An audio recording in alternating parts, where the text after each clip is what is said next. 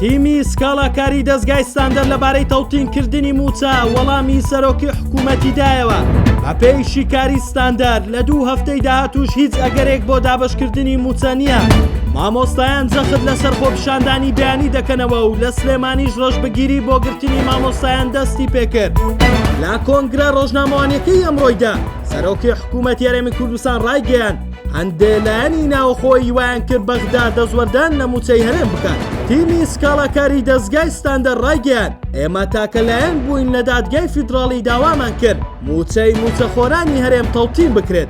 بەهۆی ئەوەی ماوەی نزیکەی 10 ساڵ بوو حکوومەتی هەرێم شکستی هێنابوو لەوەی مانگانە لە کاتی خۆی موچە بدات.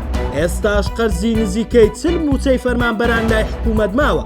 ئاماژەیان بۆ ئەوەش کرد سەرکەوتنی سکاڵاکاکردنەوەی دەرگایەکی نوێ بوو بۆ ئەوەی کۆتایی بەو کێشەیە بهێنرێت. بووە هۆکاری ناردنی 14 موچەی مانگانەی یەک لە دوای یەک تا وای لێهات چیتر موچەخۆرانی هەرێم چاوەڕێی حکوومەتی شکست خواردووی هەرێم نەکەن بۆ دابینکردنی موچە. ئەوە لە کاتێکدا حکوومەتی هەرێم ئەوە بۆ نزیکەی 2 مانگ دەچێت موچەی پێدابین نەکراوە لە دەرەوەی سکاڵاکەمە. تیمی سکاڵاکاری دەستگای ستاندەر جەختیشیانەوە کردەوە کەوا تەوتین تاکە ڕێگەیە بۆ چارەسەری موچە. دڵنیایش دەدەینە موچەخۆران و فەرمانبەرانی هەرێم بەردەوام دەبین تا ئەو بڕیارەی دادگای فیدراڵی وە خۆی جێبەجێ دەبێت. حکوومەتێک بە 2 مانگ داهات نەتوانێت موچەی مانگێک دابەش بکات شایەنی ئەوەیە هەر بە سوالکەر بناسرێت.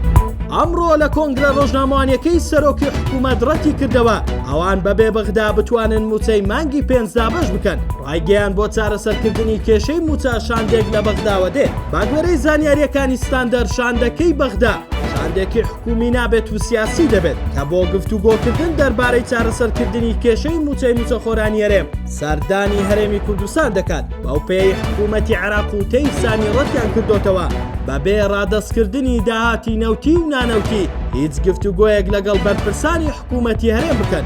وێ شاندەکە شاندێکی سیاسی دەبێت. جێی باسا پێشتریش بڕیار بوو هادی عامری بۆ گفتوگۆکردن دەربارەی چارەسەرکردنی کێشەی موچە بە سەرۆکایەتی شاندێکی چوارچێوەی هەمانگی بێتە هەولێر. ئەو پێش بێت بە هاتنی ئەو شاندە و ئەنجامدانی گفتوگۆ لەلایەنی کەم تاوکو هەفتەی داهاتوو هیچ ئاسۆیەک بۆ دابەشکردنی موچەی مانگی 5 نییە.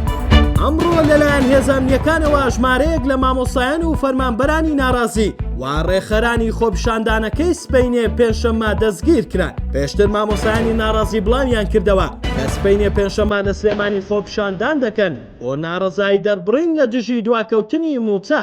جێی باسا خۆپیشاندانەکان بە ئامانجی فشارکردنە بۆ دابەشکردنی موچەی مانگی 5. ئەمڕۆ سەرۆکی حکوومەت لە کۆنگرەیەکی ڕۆژنامەوانی جگە لە بێئومێدکردنی زیاتری موچەخۆران هیچ بەڵێنێکی بۆ دابەشکردنی موچە نەدا.